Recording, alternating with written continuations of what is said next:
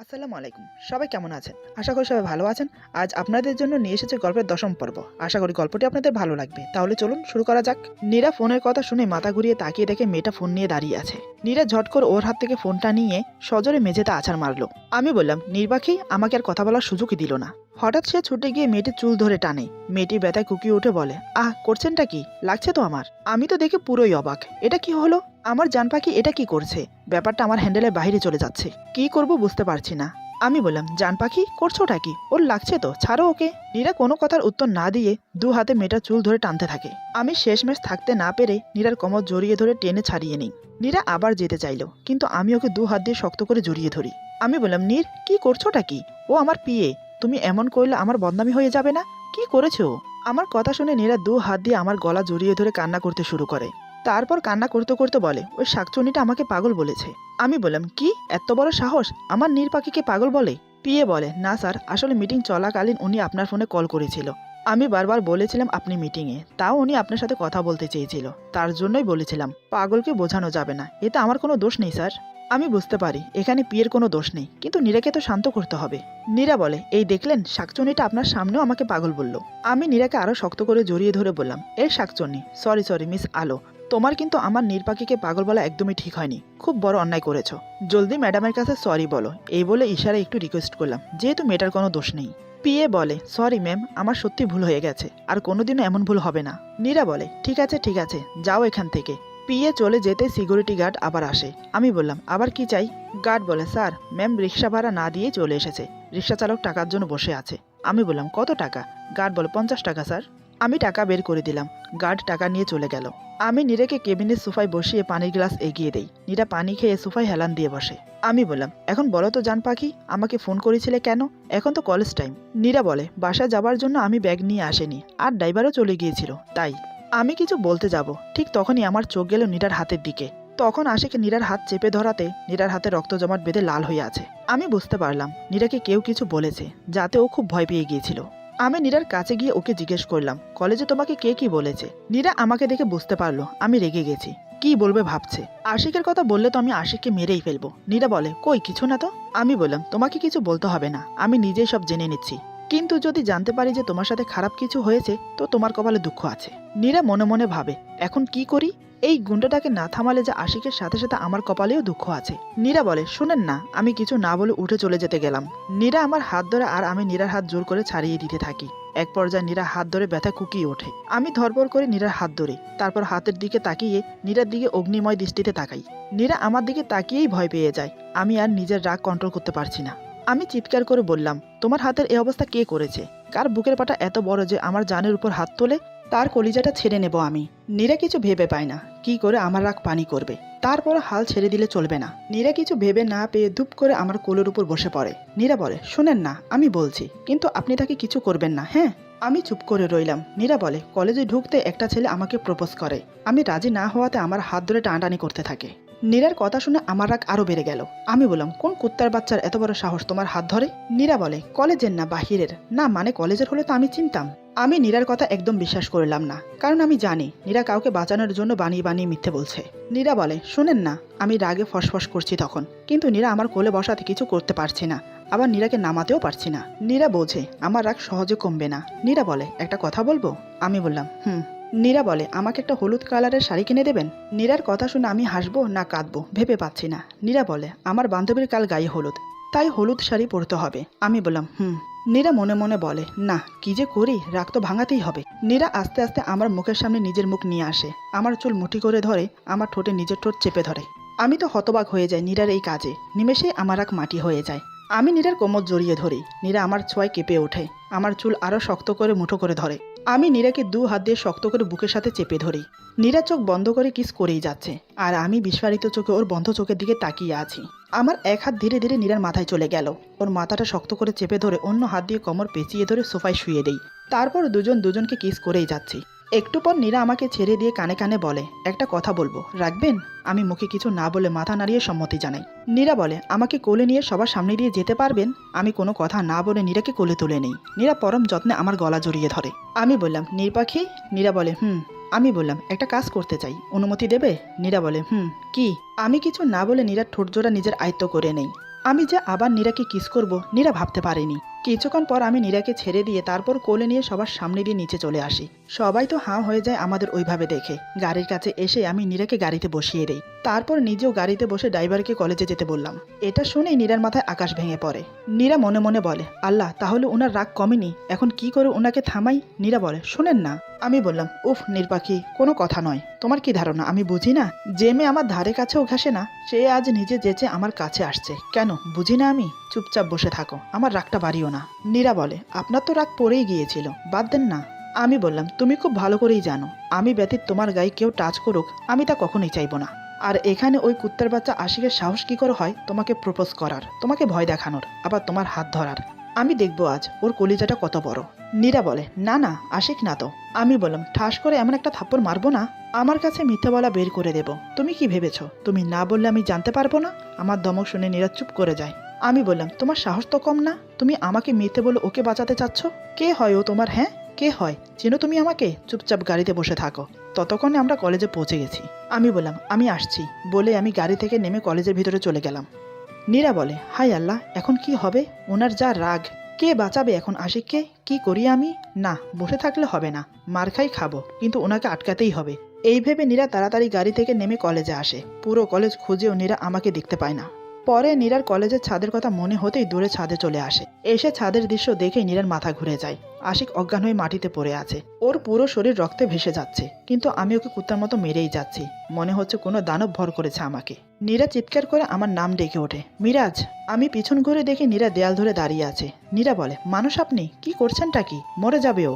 আমি বললাম, গেলে যাক, তোমার কি এতে? তুমি এখানে কেন আসছো? তোমাকে না আমি গাড়ি থেকে নামতে বারণ করলাম? নীরা বলে, ওকে প্লিজ হসপিটালে নেবার ব্যবস্থা করেন, নইলে ও মরে যাবে। আমি বললাম, ওটাই ওর প্রাপ্য, ওর সাহস কি করে হয় তোমার গায়ে হাত দেয়া? দেখেছো কি হাল করেছে আমি ওর?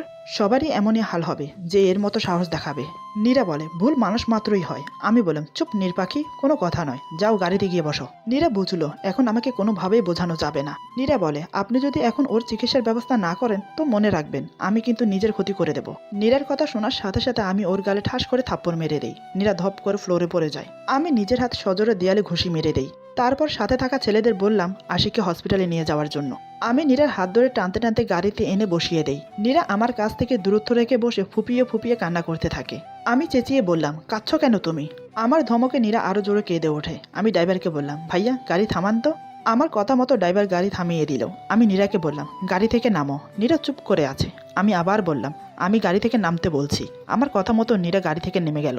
আমি গাড়ির দরজা সজোরে লাগিয়ে ওকে রেখেই চলে যাই। নীরা আমার চলে যাওয়ার দিকে তাকিয়ে আরো জোরে কান্না করে দেয়। আমি যে ওকে মাঝ রাস্তায় এমন করে নামিয়ে দেব তা কখনোই ভাবিনি। নীরা ঠাই দাঁড়িয়ে কাঁদতে থাকে। কিছু দূর গিয়ে আমি আবার গাড়ি ঘুরিয়ে নীরার সামনে দাঁড় করিয়ে দরজা খুলে দেই। নীরা এটা দেখে উল্টো দিকে হাঁটা শুরু করে। আমি বললাম, এই মেয়েটা আমাকে আর কত কষ্ট দেবে? আমি গাড়ি থেকে নেমে নীরার সামনে গিয়ে দাঁড়াই। আমি বললাম, গাড়িতে বসো, বাসায় যাব। নীরা কিছু না বলে পাশ কাটিয়ে চলে যেতে গেলেই আমি এক ঝটকা নীরাকে কোলে তুলে নিয়ে গাড়িতে বসিয়ে দেই। আমি বললাম, ভাইয়া চলুন।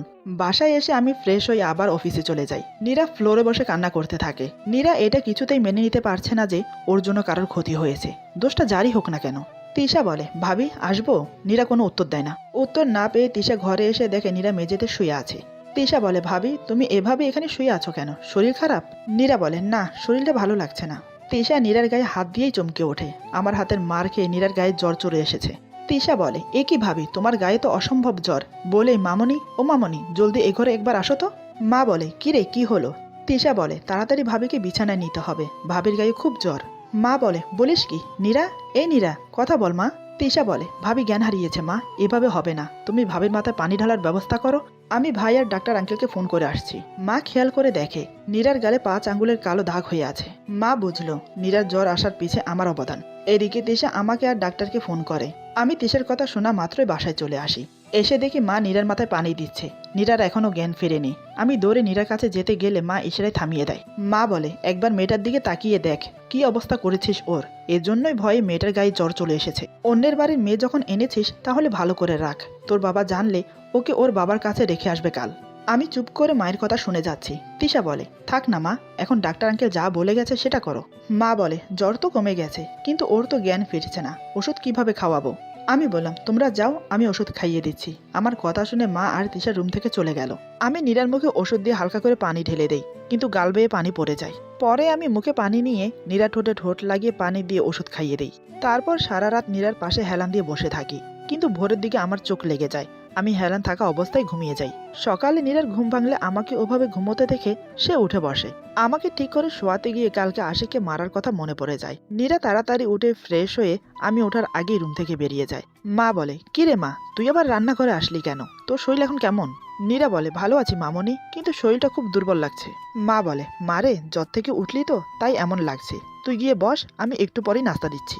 নীরা বলে, আমি ঠিক আছে মামনি, আমি রুটিটা বানিয়ে দেই। মা বলে, না না আমি পারবো। নীরা বলে, মামনি প্লিজ প্লিজ। মা বলে, আচ্ছা আচ্ছা ঠিক আছে। এদিকে আমার ঘুম ভাঙতে নীরাকে দেখতে না পেয়ে রুম থেকে বেরিয়ে আসি। কিচেনে এসে দেখি নীরা ময়দা মাখছে। এটা দেখেই আমি আবার রেগে যাই। আমি নীরার কাছে চলে আসি। আমি বললাম, তুমি এখানে আসছো কেন? নীরা চুপ।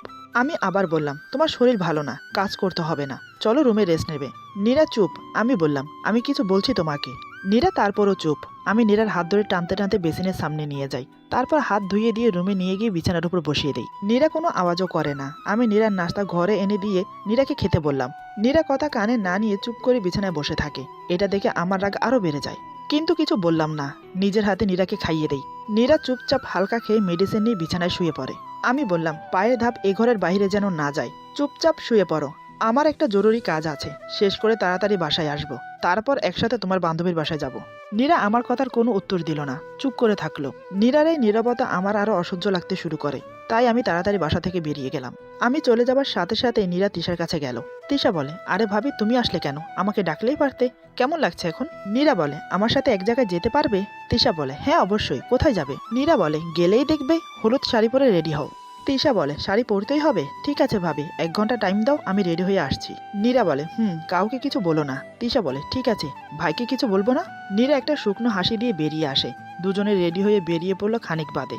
আমি এসে নীরাকে রুমে না দেখে ভীষণভাবে রেগে যাই। মায়ের কাছে এসে জানতে পারি নীরা আর তিশা কোথাও গেছে, ঠিক বলে যায়নি কোথায়।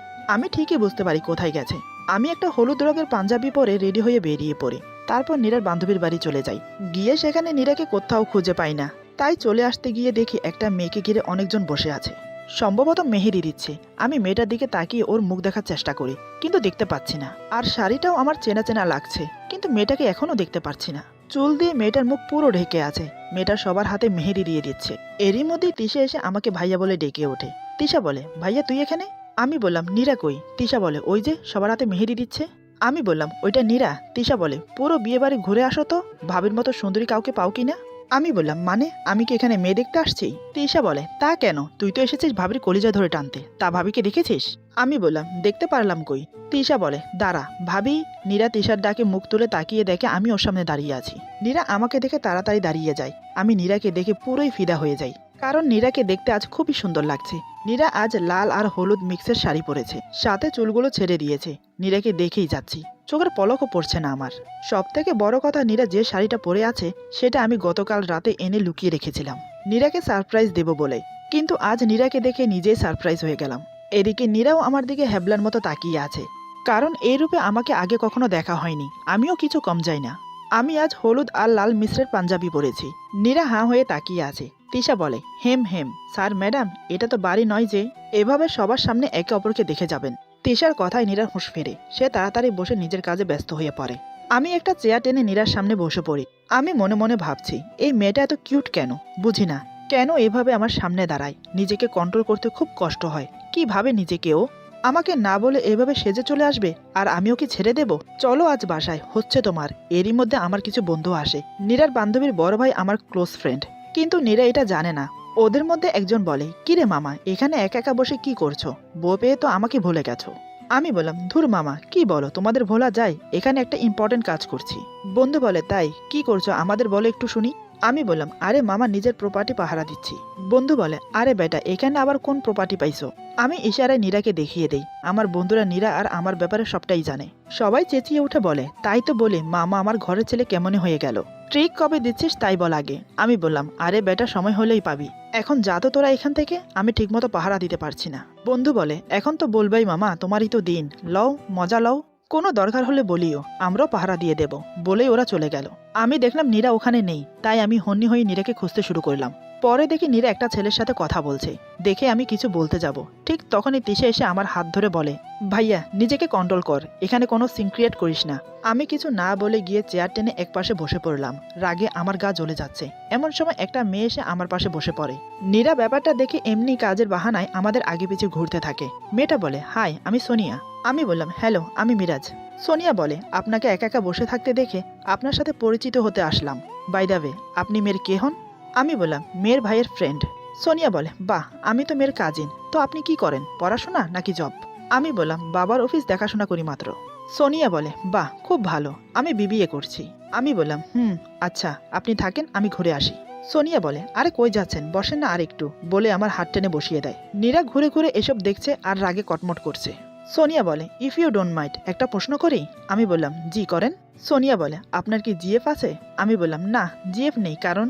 আমার কথা শেষ না হতেই সোনিয়া বলে, কারণ আপনি মেয়েদের থেকে দূরে থাকতে পছন্দ করেন, তাই না? আমি বললাম, আরে আমার কথাটা শুনুন, সেটা নয় আসলে। সোনিয়া বলে, আসলে নকলে বাদ দিন তো, আপনার ফোন নাম্বারটা দেন। আমি বললাম, আমার নাম্বার কেন? সোনিয়া বলে, এমনি আর কি, মাঝে মাঝে কথা বলবো। আমি বললাম, ও আমি তো তেমন কারোর সাথে ফোনে কথা বলি না। সোনিয়া বলে, হাউ সুইট, নো প্রবলেম, আমার সাথে বলবেন, আমি সিঙ্গেল তো। আমি বললাম, ও ভালো তো। মনে মনে বললাম, কি জ্বালায় পড়লাম, আল্লাহ বাঁচাও। সোনিয়া বলে, আচ্ছা আপনি কি খেতে পছন্দ করেন? আমি বললাম, জি আমাকে ডাকছে, আমি একটু আসছি, এই বলে উঠতে যাব। সোনিয়া এবারও আমার হাত ধরে টেনে বসিয়ে আমার হাত জড়িয়ে ধরে বসে থাকে। আমি হাত ছাড়াবার চেষ্টা করি, কিন্তু মেয়েটা হাত ছাড়ে না। আমি মনে মনে বললাম, আল্লাহ একে কই থেকে আমার সামনে টপকে দিলে, এদিকে অনেকক্ষণ হলো আমি আমার পাখিটাকে দেখতে পারছি না। সোনিয়া বলে, এই মিরাজ। আমি বললাম, হ্যাঁ বলেন। সোনিয়া বলে, আপনি মিষ্টি খেতে পছন্দ করেন? আমি বললাম, হ্যাঁ করি তো। সোনিয়া বলে, চলুন আপনাকে আজ বিয়ে বাড়ির বেস্ট মিষ্টি খাওয়াবো। এই কথা শুনে নীরার রাগ চরমে উঠে যায়। সে এক প্লেট মিষ্টি এনে আমার সামনে দাঁড়ায়।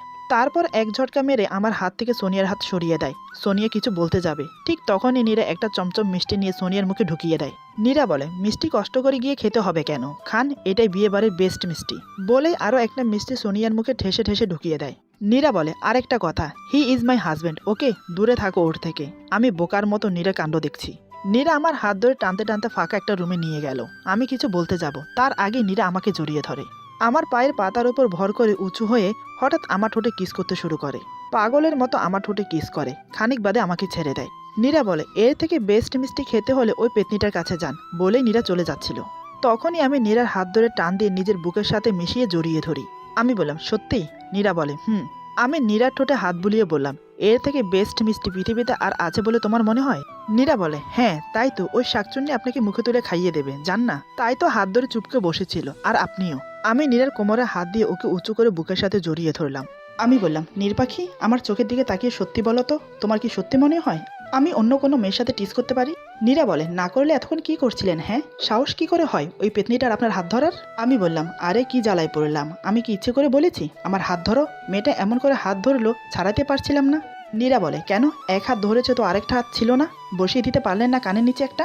আমি বললাম, কি বলো এসব, মেহমান হয়ে বাসায় এসে ওদের মেহমানকে কেমনে মারবো? নীরা বলে, ও তাই, কথা কথা শুধু আমাকে মেরে উল্টিয়ে দিতে পারেন, ছাড়েন আমাকে। এই বলে নীরা হাত পা লাপাতে শুরু করে নিচে নামার জন্য, কিন্তু আমি নীরাকে না নামিয়ে আরো শক্ত করে জড়িয়ে ধরি। নীরার কানে হালকা করে কিস করি, আমার ঠোঁটের ছোঁয়ায় নীরা কেঁপে ওঠে। আমি বললাম, নীর পাখি? নীরা বলে, আমি বললাম, আরেকবার মিষ্টি খেতে চাই প্লিজ, বলেই নীরার ঘাড়ে ছোট ছোট কিস করতে থাকি। আমার এই ভালোবাসার পাগলামো সহ করতে না পেরে দু হাত দিয়ে আমার মাথা তুলে ওর ঠোঁট গুজে দেয় আমার ঠোঁটে। নিজের ঠোঁট পিষ্ট হচ্ছে আমার ঠোঁটের মাঝে। দুজন হারিয়ে গেলাম অন্য জগতে। বেশ কিছুক্ষণ পর নীরা আমার কাছ থেকে জোর করে নিজেকে ছাড়িয়ে নেয়। আমি আর নীরা রুম থেকে বেরিয়ে আসতেই নীরা আমার হাত টেনে ধরে। আমি বললাম, কি হলো? নীরা বলে, একটা কথা রাখতে হবে। আমি বললাম, বলো না জান পাখি, কি করতে হবে? আমি ভাবলাম হয়তো সামান্য কোনো কিছু বলবে, কিন্তু হঠাৎ নীরা যেটা আবদার করে বসলো, সেটা শুনে আমার মাথা ঘুরে গেল। এটা কি করে করব? আমি অবাক হয়ে ওর মুখের দিকে তাকিয়ে রইলাম। ভাবতে পারিনি এই পাগলি মেয়েটা আমার কাছে এমন এমন কিছু আবদার করবে। এরপর যা হলো। আজকের গল্প এখানে সমাপ্ত। গল্পের বাকি অংশ পেয়ে যাবেন আগামী পর্বে। সবাই ভালো থাকবেন, সুস্থ থাকবেন, আল্লাহ হাফিজ।